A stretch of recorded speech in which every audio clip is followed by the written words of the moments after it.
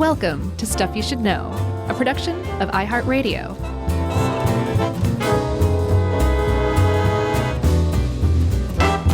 Hey, and welcome to the podcast. I'm Josh, and Chuck's here, and Jerry's here. So that makes this Stuff You Should Know. And I guess we're just going to call this one of our silly editions. Well, I don't know if it's silly. I think it's kind of fun. People like hearing about curses, even though, it's not a real thing, right? Yeah. But I would call silliness fun inherently. Yeah. Okay. Well, then we're in agreement. I just want to clear up whether or not we were a cursed podcast, because we I feel are. Like we've had pretty good success. Is that our curse? Well, no, don't you remember? We have a curse on other people's TV shows and our own, actually. Oh, that's right. When we would mention something, a TV show would get canceled, right? No, when we would go on a TV show, it would get canceled shortly after. Yeah. It happened to, I don't remember the name of her program, but one of Soledad O'Brien's shows. Yeah. The Whatever Show with Alexis and Jennifer. Uh-huh. Jeff Probst's daytime talk show. Yeah, Probsting It Up, I think it was called. And I'm sure there's more, but like all three of those, we went on and like, seriously, within weeks, they were canceled or off the air or something. Oh, man. Now I'm suddenly glad we never went on Conan O'Brien. Yeah, really. So, yes, we have our own curse, which is hilarious and wonderful because I think that's just one more feather to put in our cap, you know? That's right. And as you pointed out, we when we went on our own TV show, that was also canceled. Yeah, that was bound to happen. Actually, not canceled. I always say canceled. It was not renewed. There's a difference. Oh, yeah, there's a big difference. Canceled is like just stop. Yeah, and not renewed is like, nah. We covered one show last week that had a radar show for MASH had a pilot, and it got canceled. Yeah, it like midair, basically. Yeah, before it hit the West Coast. So that made me feel a lot better. So let's just give a little heads up to everybody, especially the people who are like, all I want is science from Stuff You Should Know. This is, like I said, it's a little silly. You said it's going to be fun. A lot of this stuff is just legend. So we kind of tried to fact check as much as we could, but fact checking is a little bit beyond the point because when you start to look into them, everything just falls apart. So that's why, we're basically doing an anthropological view of some famous curses or interesting curses that aren't necessarily famous. That's right. And we're going to start with the curse on Brunswick Springs, and that is a place in Brunswick, Vermont. Yeah. That has a spring. It has actually 6 of them. And each one of these, they're pretty great springs. They have some different minerals flowing out of each one: magnesium, sulfur, bromide, calcium, iron, and arsenic. Mm-hmm. And because, springs are a great place to heal oneself, depending on what's going on with you and what the spring can offer. And so obviously a lot of people over the years have tried to, capitalize and charge money on these springs, but not anymore. No, they actually kind of stopped trying. And the reason why is because there's a curse on the springs. We'll see what the deal is with that starting now. Sound like you're going to say it right after this break or something. So let's talk about the Abenaki, Chuck. Yeah, they are an Algonquin-speaking tribe, and they have lived in that area. And, Brunswick, Vermont is a lovely area, so I don't blame them. But they've been living there for about 12,000 years. And they obviously were the first ones to say, like, hey, this spring is pretty great because they are a indigenous tribe. They considered it a sacred place. And they thought that the springs had mystical healing powers. And, at the very least, they probably have some sort of health benefits. Yeah, sure. But this was like sacred ground to the Abenaki. It still is, as a matter of fact. And so as part of their oral tradition, and as far as legend goes too, during the French and Indian War, the Abenaki brought a wounded French soldier. And remember, French and Indian War doesn't mean the French were fighting the Native Americans. They were fighting together against the British. Right. So the French soldier was fighting alongside the Abenaki. He got wounded, and depending on who you ask, either he was wounded in his arm and was probably going to lose it. He was mortally wounded. The point of the story is that he was wounded.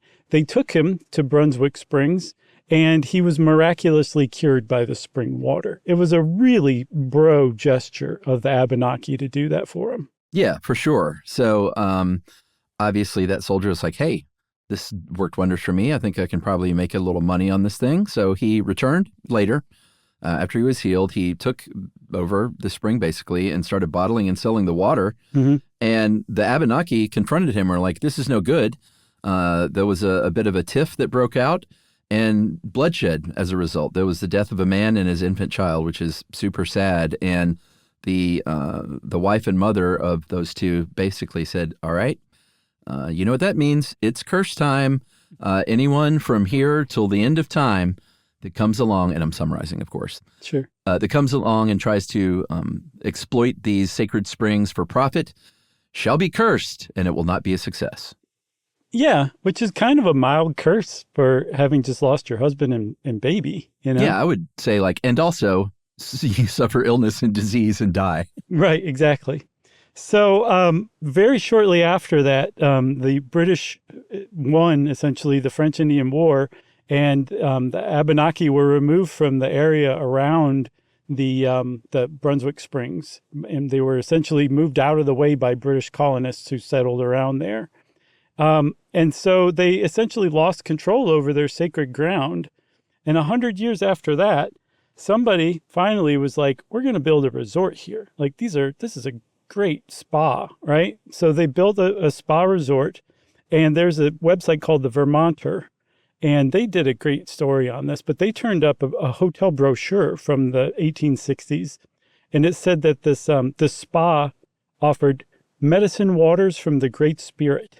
So just to add insult to injury, not only had they been like, this is our spring, now thanks, you go move somewhere else, they were like, by the way, even the Native Americans think this is pretty amazing, so come pay to stay here. So the hotel actually did fairly well for the first few decades, and then the curse finally woke up and was like, where am I? Oh yeah, I better get to business. That's right. I'm surprised when they included that medicine waters from the Great Spirit. Like, they were really asking for it at that point. But that didn't awaken the curse. But you were right. What would awaken the curse would be when a dentist took it over and expanded the resort. And this was in 1894, and it burned to the ground. Yep. About 20 years after that, a guy named John Hutchins bought the place, rebuilt it, and this was in 1929. That also burned down. So he's like, all right, I guess I'm going to rebuild it again. And I'm going to add a couple of more hotels to make it worth my while. They all burned down in 1930 and 1931. So he was like, all right, I guess this place really is cursed. I'm out of here. Yeah. And since then, no one's tried to rebuild there again. And the ruins of the hotel are still around. It's pretty cool. There's some good photos of it on that Vermonter website. There's like a couple foundations, the old train platforms there. There's some staircases that go into an old cellar. But there's never going to be anyone who tries their hand at it again, who says, forget this curse. I'm going to try and build my own spa and see if that burns down. Why, Chuck? Well, because the Abenaki tribe actually purchased the land around the springs and sold it to Vermont. They said, all right, we're going to sell this to you. This just a few years ago. And now it's held in a trust, and it's not ever going to be developed. Pretty neat, huh? Yeah, it's great. That's a great end to that story. Agreed. And the curse was able to fall back asleep. Go back to sleep now, curse. And you're going to wake up in Hollywood, California. Well, hold on. Let's have Jerry put some interstitial Christmas music in between these. All right. So hooray for Hollywood. This is one I had heard of before, the Curse of Atuk. Mm-hmm. It's a pretty well-regarded curse as far as, in Hollywood circles. There was a script based on a book. It was a 1963 satirical Canadian novel called The Incomparable Atuk by Mordecai Rickler. And it's about an Inuit hunter and poet from Canada who is discovered by a documentary crew and brought back to the big city of Toronto. And is, it's sort of like a King Kong thing. It's like an exotic curiosity. And of course, as you would expect, once Atuk is in the city, it's like a fish out of water story. But then he realizes like how awesome Toronto is and how great it is to be a big city guy and to be famous and kind of rich. Yeah. And so he wants to fit in there and live that life and eventually runs for office. You're right. It's a great satirical novel. It's essentially the antithesis of Crocodile Dundee, because remember, he moved to the big city, but he changed the big city. The big city didn't change him. That's right. And there was actually a line in a Took where he had a knife pulled on him, and he said, "That is a knife." That was really worth the effort. It really was. You got there eventually. It took me 4 takes, everybody. Good Lord. I've never heard so many beeps in one spot. Oh, gosh. Okay. Jerry, I can just see Jerry editing this with her face in her hands. This needs to go in her blooper reel that Jerry doesn't do anymore. I know. So what? The book came out in 1968 and it was optioned within 3 years. A few 63, years, but yeah. 63? I thought it was 68. Oh, okay. So yeah, I guess it took a little while for the Americans to catch on. Yeah. The script was purchased. It took a few years to turn it into a script, to adapt it. And when they did adapt it, they Americanized it so that a Took didn't come from the great northern reaches of Canada. A Took came from Alaska, and he wasn't taken to Toronto. He was taken to New York, right? Yeah. So that did not trigger this movie getting made. I guess, I mean, you would know way better than me, but I mean, like, what percentage of scripts actually get made? Like, are there way more scripts out there that have just been passed around for years and years, or is this actually kind of rare? Yeah, I wonder what the percentage is. I mean, if you're talking about scripts that actually get like bought by a studio, I bet 10% of those get made into movies. Maybe not even. Wow. Well, this was one of them. It was passed around Hollywood for years and years and years. It just never got made. But over the years, there were plenty of people who were like, this is a great script. I want to do this movie. And the first to step up came in 1982, the beginning of 1982.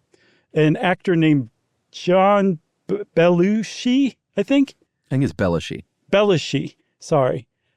He got his hands on it and he's like, I love this script. I'm going to actually star as a Took. And I guess the ball didn't even begin to get rolling. It was sitting there held in place by inertia still before Belushi died.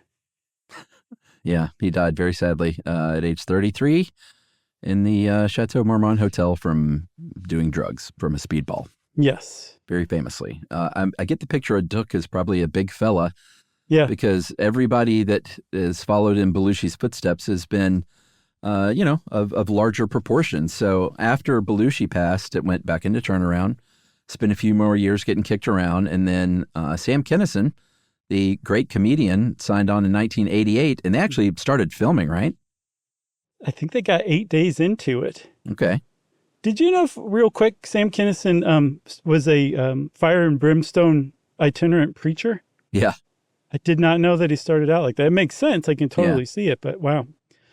So yeah, they filmed 8 days worth of this movie. And I guess Sam Kinison hadn't really read the script because after that point, he was like, hey, I really want some more say in like what the script rewrites are going to do. And the studio was like, we're not really happy about that. And Kinison was like, oh yeah, well, I'm going to deliver a terrible performance.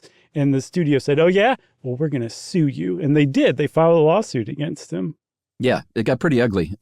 So production was obviously halted, and it was still sort of in being contested when Sam Kinison, very sadly, died in a car wreck in 1992 at age 38. Okay. All right. That's a little weird so far. Two actors who've tried to play a Took have died young, but surely that doesn't mean anything, right? No, curses aren't real.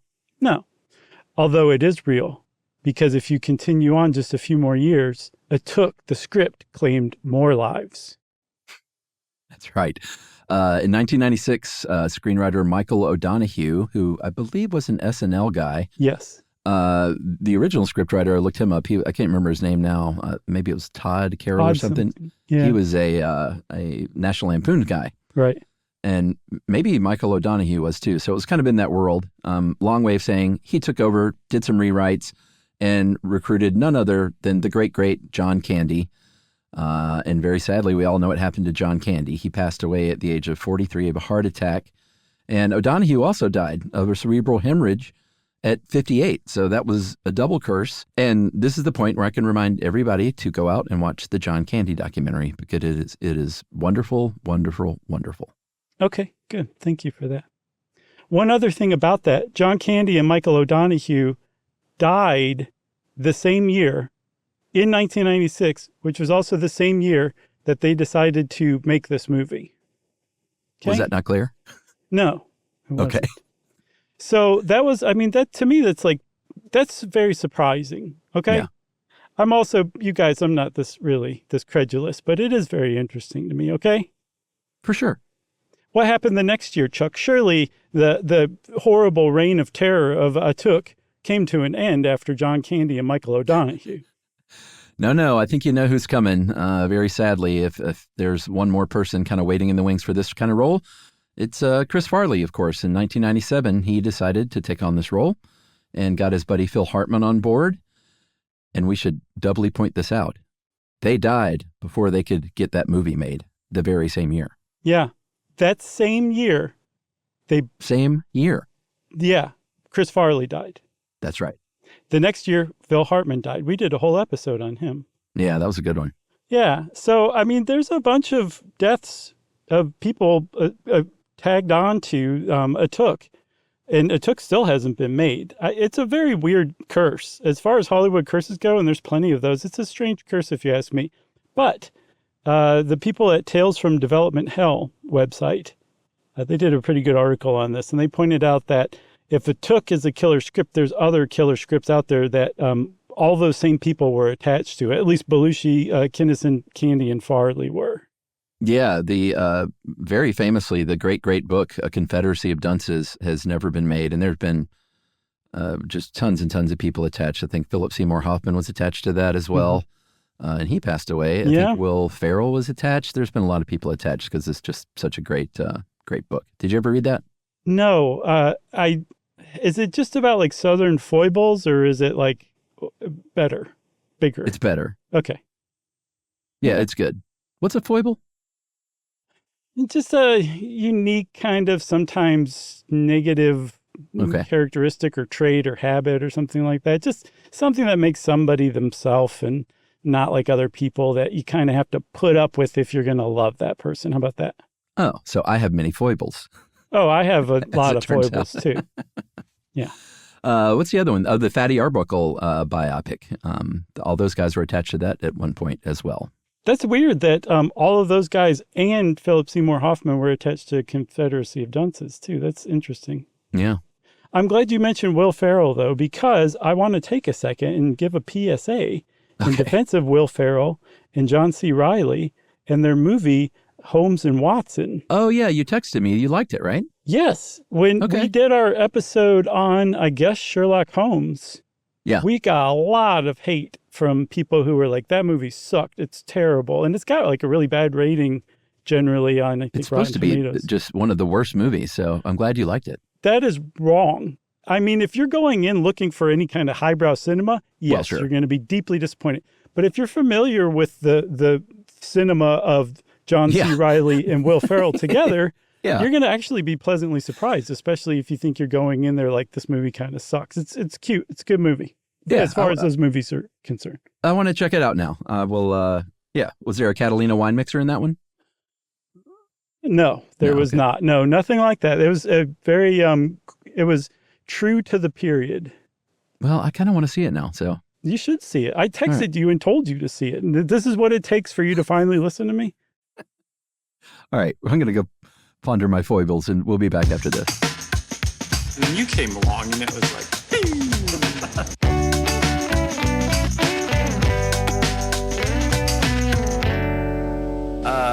we were work pals.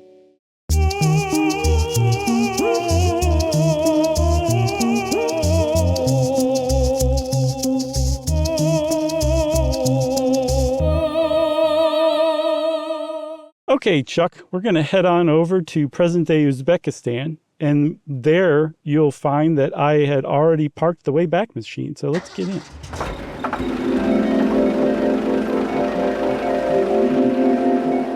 That's right, and we are talking about the curse of Tamerlane, originally Timur the Lame, and we very much need to point out here that calling someone lame is not a word that we use anymore. Right.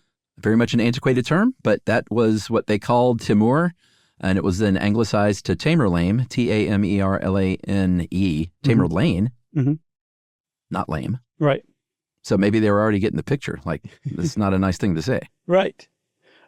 He was a 14th century Mongol warlord. I don't know if he was a descendant, probably, but he was certainly a successor to Genghis Khan or Chinggis Khan.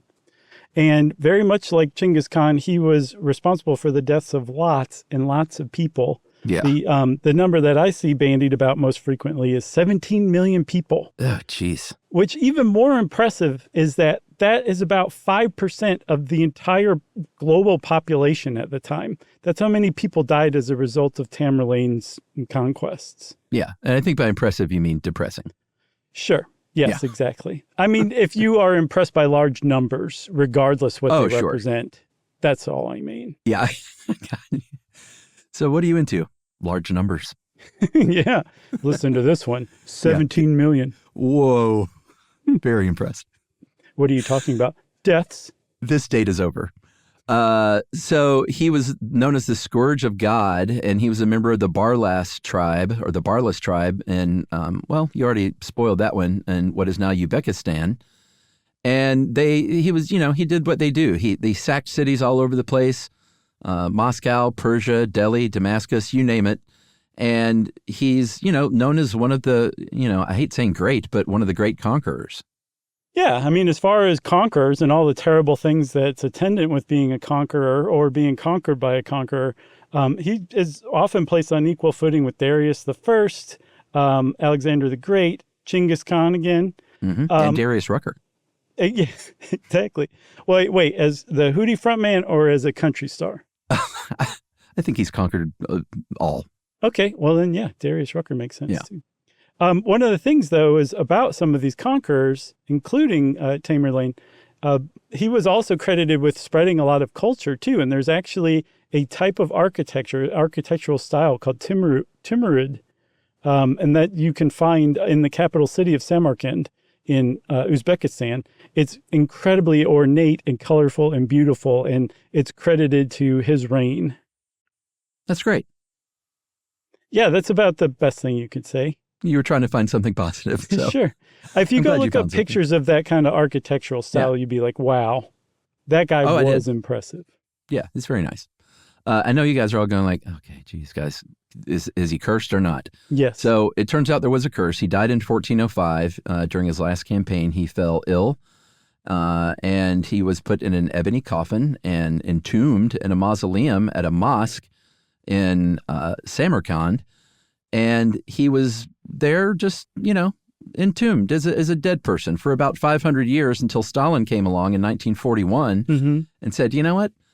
I want to see if this guy truly had, apparently the lame, and again, I hate even using that words, but his issue was that he had issues with both his right limbs, his right arm and his right leg. And Stalin sounds like he wanted to get down to the nitty gritty and see if that was really true.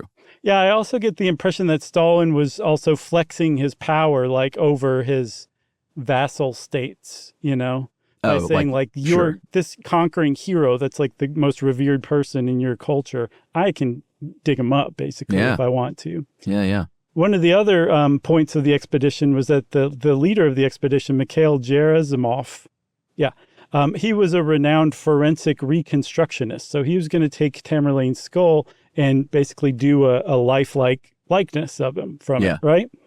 So here's the problem with all that. There was an inscription, they say, on Timur's tomb that read, "Whosoever disturbs my grave shall unleash a conqueror greater than I." So they enter Timur's tomb. They disentomb him, I guess is what you would call that. They exhume him? Yeah, but I think exhume means take out of the ground. This is taking out of the tomb, right? Hey, good point. Yeah. So they take him out of his tomb. Let's just stop being hoity-toity. And 2 days later, Hitler rolls across the Russian border, the Western Russian border, in the biggest land invasion ever, before or since. It's called Operation Barbarossa. And how many days later was this? 2. Just 2? Yeah, 2. 2 days after they disentombed Timur. The setting of 2 suns. That's all. I actually saw it put like that.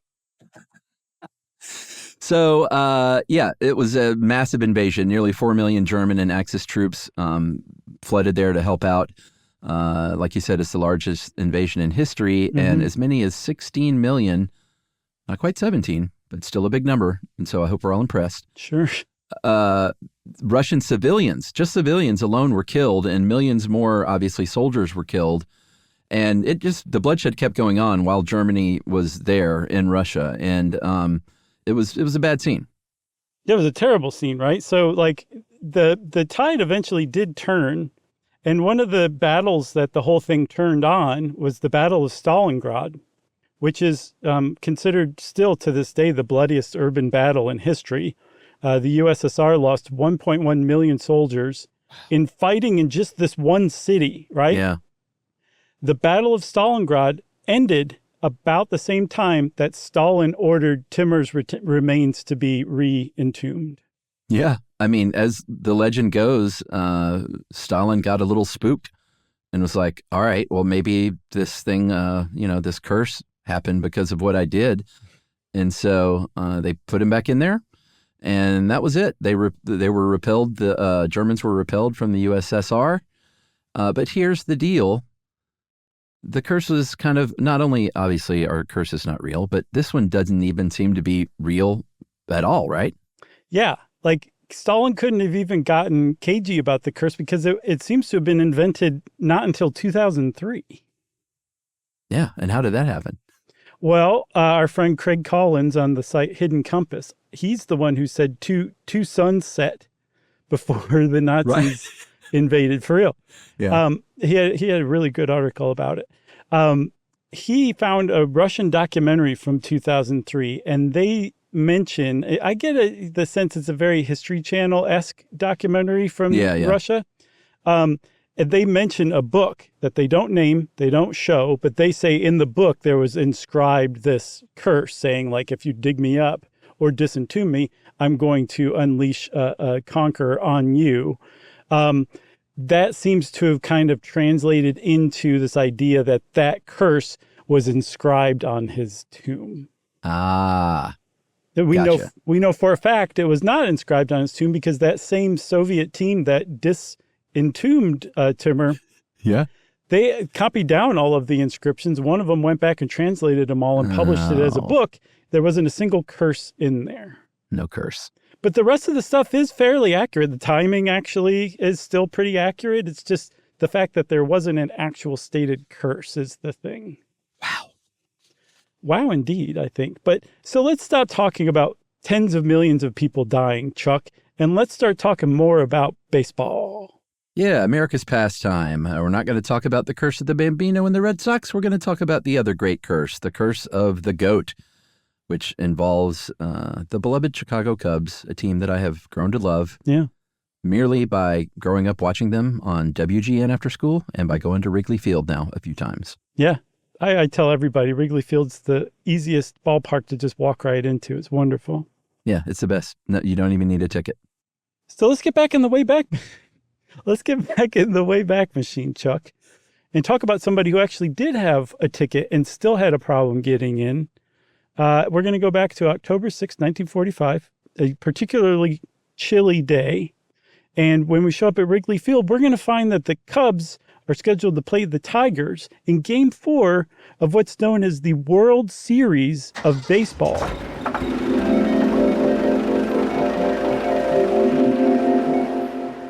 That's right. And the guy trying to get in was a bar owner. He owned a tavern called the Lincoln Tavern on Madison. His name was William Sianis. He's a Greek immigrant and got a couple of box seats for $7.20 a piece, walked up to Wrigley Field with his pet goat, Murphy. Murphy had a little blanket on because it was unseasonably chilly for early October. And there was a sign on Murphy that said, "We got Detroit's goat." And he's like, "This will be great. I'm going to go in here with my goat. I love this goat, and we're going to watch the ball game." And the kid at the gate said, "Sir, I don't think you can have a goat in here." That's my best Simpsons guy. That was pretty close, dude. Pretty good. Yeah. And so they rejected him, and he was not allowed to come in. No. And so Sianis, I mean, he was fairly well known. I don't know if connected's the right word, but he owned what was known as the Lincoln Tavern, I think you said. He had since renamed it before this, the Billy Goat Tavern, because Murphy, as a kid, had fallen off some truck back in 1934 and wandered into the Lincoln Tavern. And Sianis was like, "You're now the mascot." Apparently, he even formally adopted Murphy through court. And Murphy had a great home. So these guys have been friends for over 10 years by the time this incident happened. So Sianis is like, "You know what? I got just enough clout to get in touch with Philip K. Wrigley. I want him to say I can't come in before I'll accept it."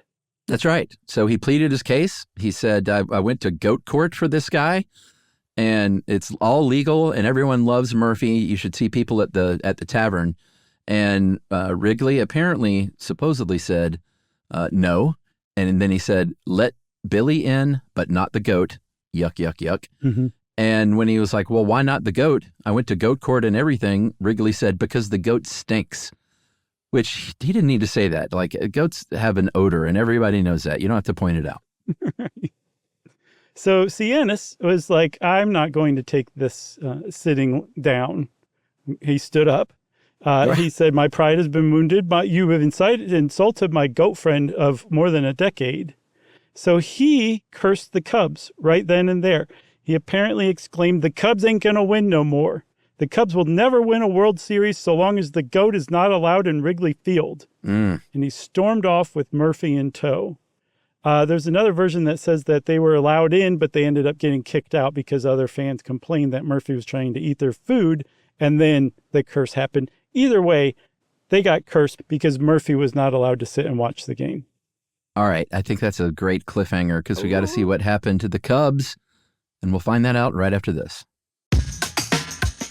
And then you came along and it was like,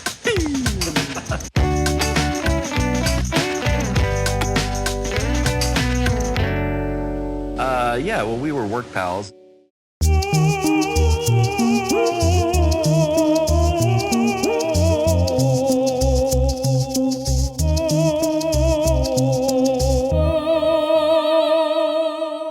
Cub Blues! That was great. That's exactly what happened. They lost that game. They lost the World Series to the Tigers. And Sianis apparently sent a telegram that said, "Who stinks now?" Yeah. And the curse of the Billy Goat was born. And for the rest of the 20th century and well into the 21st century, the Cubs were, a 500-ish team. They didn't do so great. They had about 15 winning seasons over that span from 46 to 2003. Finished first place 3 times, no pennants, no World Series appearances, and just 4 postseason appearances. Yeah. And so just for people like me who don't follow baseball, or at least don't follow baseball stats that have a decimal involved, they had 15 winning seasons over 57 years. And that just means that in those seasons, they won more games than they lost, right?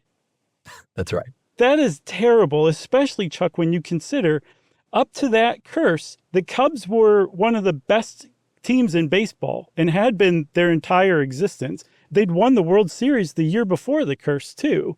So this was like a real reversal of fortune for the Cubs, and it seems to have hinged on the curse of the Billy Goat, Murphy. That's right. So, because baseball is fun and people like doing kind of goofing around with kind of lore like this, they tried over the years to lift this curse. They're like, we'll do some fun stuff. So in 1973, the new owner of the Billy Goat Tavern, Sam Sianis, who was the nephew to William, brought the goat to Wrigley. He said, "I've got to lift this curse." The goat showed up. I think this was a descendant of Murphy, Socrates, showed up in a white limousine with a red carpet entrance with a sign that said, "All is forgiven. Let me lead the Cubs to the pennant." But the grandson of the initial denier said, "I don't think you can bring that goat in here still." What I don't get is they really set this all up with a red carpet and still didn't let him in? So the Cubs were not involved? No, they weren't involved. There was, I think, a Chicago Tribune columnist who was kind of helping with the whole thing. Okay. And the Cubs were not I guess, informed ahead of time, or Like, surely they knew this was coming. There was a red carpet out there. yeah, they Anyway. saw the red carpet and they were like, no, this isn't happening. So they actually turned a second goat away, a descendant of Murphy's, like you said, in 1973. That's not what you do when you're trying to lift a curse. And so this curse continued on for many, many more years. But over those same years, Chuck, the Cubs changed hands several times. I think the Tribune owned them for a while. And some of these later owners, they had a different feeling about letting a goat in the park. They were a little more goat friendly. Yeah. They're like, if you can have a bunch of guys racing around the field in a foot race dressed as hardware and tools, Yeah. or at least that's what they have at the Brave Stadium. Is it just the Braves? I've wondered. Well, I mean, it's a Home Depot thing, which is Sure. Atlanta. So, Right. I mean, they do all kinds of funny races. I think sometimes in some cities, it's like a sausage races, a bratwurst races, a hot dog. I'll bet I can guess Atlanta. those cities.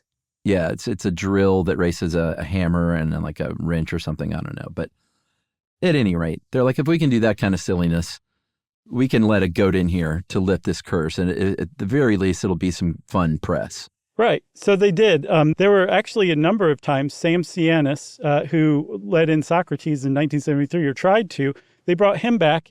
And with other descendants of Murphy over the course of a few decades, he would walk the goat around the field and say, like, we're lifting the curse, right? Yeah. Remember, they only had 4 postseason appearances, 1984, 89, 98, and 2003? That's right.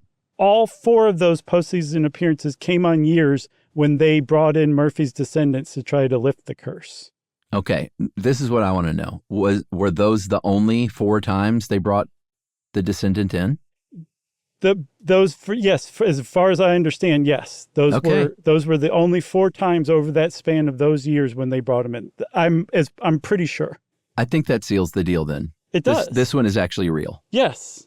And Chuck, they finally removed the curse in 2016. Sam Cianis did, with help from the ghost of Murphy. Yeah. So in this case, Sam Cianis rang the Trocani bell that was worn by the original GOAT in the 1945 World Series. Mm-hmm. And that year, as everyone knows, in 2016, the Cubs won it all. They beat the Cleveland Indians, and it was kind of one of the great World Series. It ended in very dramatic fashion. Yeah, it went into extra innings in Game 7. And I think that was the game that he rang the bell, right? Yeah, apparently he rang it while they were going into extra innings, and the Cubs won. That's incredible. Yeah. As they say, Cubs win. Cubs win. Cubs win. Man, that is a great Harry Carey. Let's move on, Chuck. Let's head on over to Hong Kong. That's right. Jackie Chan, one of my favorites. Although I haven't seen a movie of his in a while. We did watch and I had never seen them. I might have talked about it on the show, but the one with Owen Wilson, the Westerns, what were those? Shanghai Noon. Shanghai Noon. And its sequel. And I don't know why I never saw those. And they were both quite delightful, especially to watch with, like a 9 or 10-year-old. How do you know they were delightful if you've not seen them? No, I did see them. Oh, I see. Okay. I had not seen them up until like last year when we finally saw them. Gotcha. Yeah, he does make some pretty delightful movies. Rumble in the Bronx was pretty good. I love that one, yeah. The Rush Hours were fairly fine. I did not see those. They were watchable. Chris Tucker's pretty great. I like Chris Tucker. At any rate, Jackie Chan is pretty big in the West, but he can eclipse the sun in China. He's been an enormous star since the 80s when he started starring in movies. He started out as a stuntman, and he kind of came, I don't want to say on the other side of the camera, but he actually started acting in front of a camera that was rolling and filming, essentially. But as himself, not as some other actor, I guess is what I'm trying to say. Oh, And then he became a star very quickly. And this is a time, in the entire world where the internet wasn't around, but I think China had access to it even later than other people. So the choice of stars to choose from was much more limited, which let Jackie Chan just get bigger and bigger and bigger over the years. So he's huge in China. He is. And my friend, I think you missed your calling. You could have been a director with your knack for the vernacular. You just made me snort, Chuck. All right, so Jackie Chan gets famous in the United States finally. That Rumble in the Bronx that you mentioned was his, I think, his first big American film in 1995. Mm-hmm. I'm not going to count the Cannonball Run movies. Oh, was he in that? Yeah.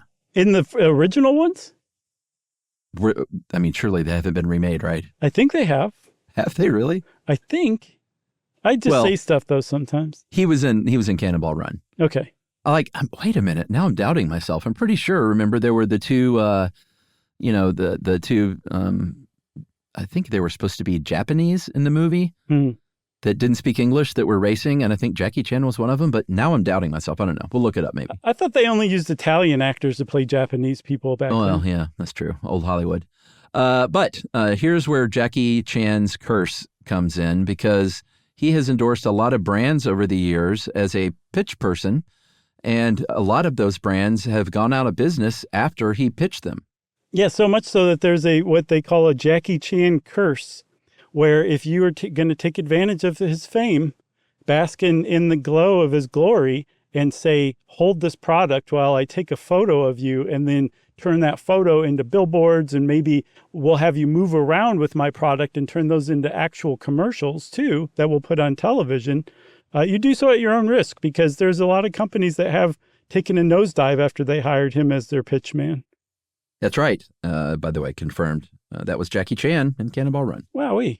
But I have a feeling he didn't speak English at the time, and I don't think the character spoke English, so it didn't matter. Yeah. He learned everything he knows about acting from Dom DeLuise. Maybe so. Who I met when I was 6 years old. Oh, yeah? Yeah, I met Dom DeLuise walking around Stone Mountain Park one time, and I was delighted because I was a big, big Cannonball Run fan. And he signed a envelope. My mom had a, when you get autographs in those days before the selfie. Mm-hmm. And my mom had a bill, like with the little cellophane window, and he signed that envelope. So somewhere in my past, I had Dom DeLuise name scribbled on a bill to Georgia Power. That's wonderful. Yeah.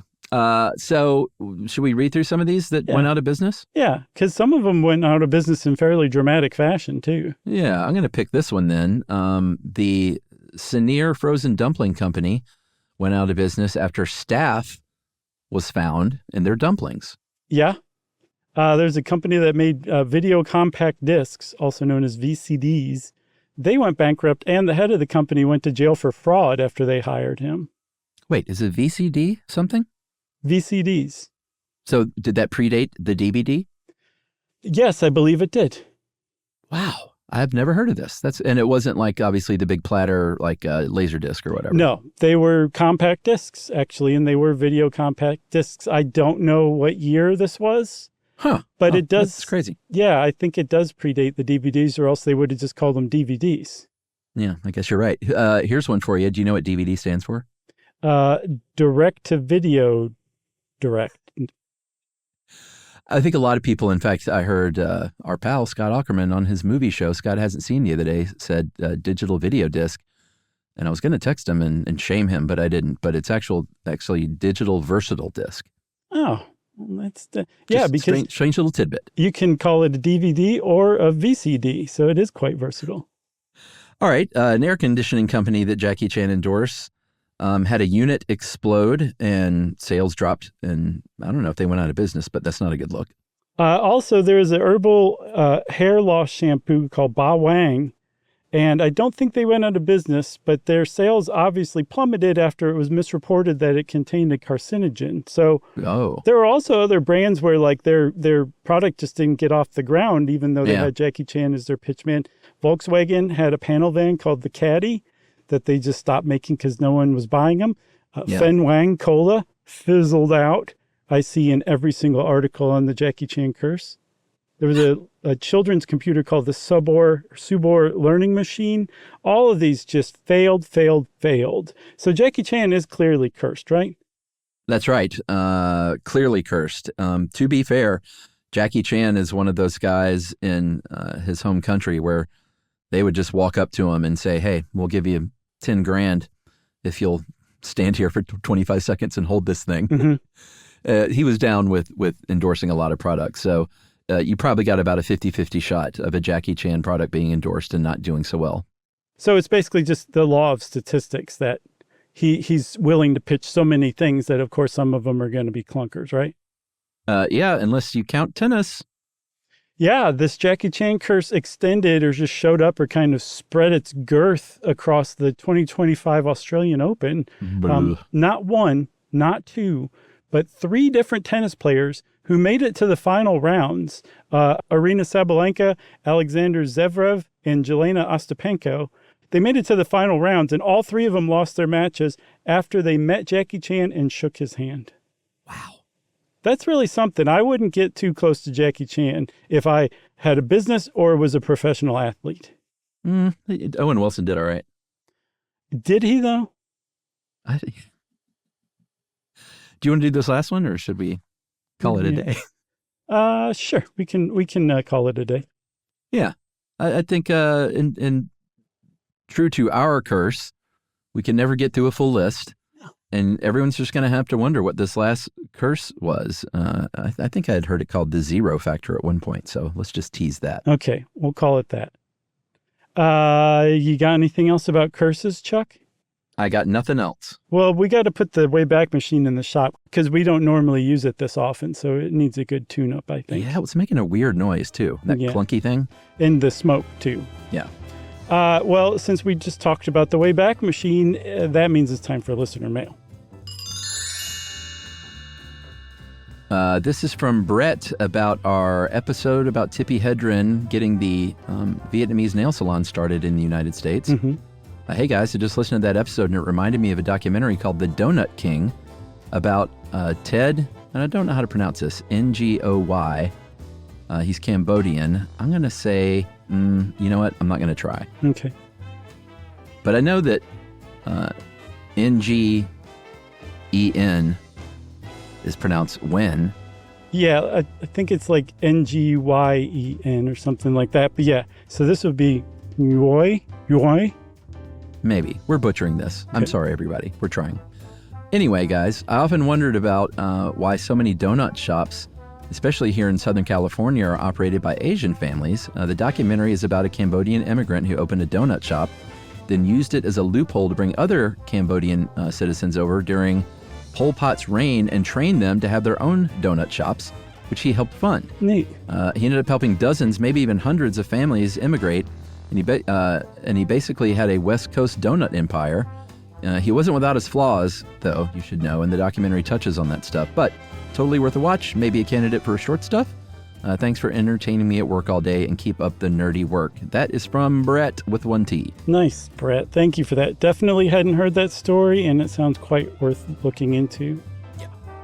If you want to be like Brett and recommend a great idea for a short stuff or a regular episode, or say go watch this documentary, we always welcome that. You can send it off to stuffpodcast@iheartradio.com. Stuff You Should Know is a production of iHeartRadio. For more podcasts from iHeartRadio, visit the iHeartRadio app, Apple Podcasts, or wherever you listen to your favorite shows.